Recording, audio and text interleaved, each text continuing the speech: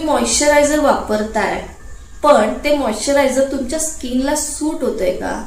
म्हणजे मॉइश्चरायझर लावल्यानंतर तुमची त्वचा काळवंडली जात नाहीये ना, किंवा डल होत नाहीये ना, किंवा तुम्ही मॉइश्चरायझर लावताय आणि ते लावल्यानंतर तुमच्या स्किनला चुनचुन तर जाणवत नाहीये ना, तर असा कुठला प्रॉब्लेम जर का तुम्हाला मॉइश्चरायझर लावलं फेस करावा लागत असेल तर हा व्हिडिओ तुमच्यासाठीच आहे.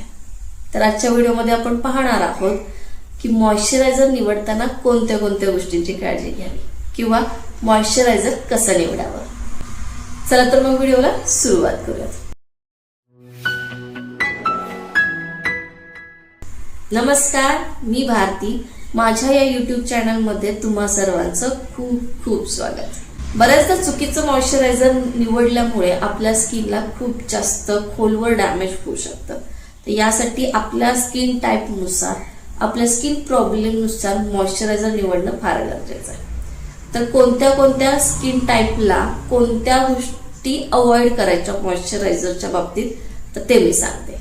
जर तुमची स्किन ही खूप जास्त ऑइली आहे, तुमचा स्किन टाईप हा ऑइली आहे, तर अशा वेळेस कुठल्याही प्रकारचं हायड्रेटेड करणारं सिरम ऍडेड असणारं जसं की हायलोरोनिक ऍसिड, तर यासारखं मॉइश्चरायझर अजिबात वापरायचं नाही. 2 नंबर की ऑइली स्किन असणाऱ्यांनी डीप नरिश करणारं मॉइश्चरायझर अजिबात वापरू नये.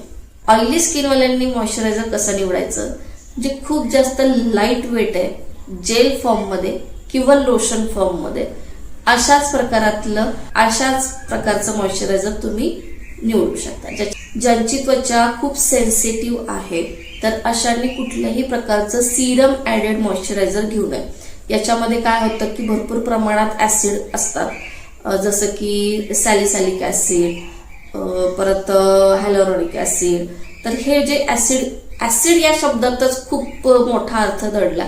त्याच्यामुळे तुमचा स्किन टाईप जर का हा सेन्सिटिव्ह असेल तर त्याच्यामध्ये सिरम ऍडेड कुठलंही मॉइश्चरायझर घेऊ नका. तर अशांनी सुद्धा तुम्ही लाईट वेट असणारं लोशन युक्त वापरू शकता. त्याचबरोबर जर का त्याच्यामध्ये अल्कोहोल असेल तर हे सुद्धा सेन्सिटिव्ह स्किनसाठी खूप जास्त घातक आहे.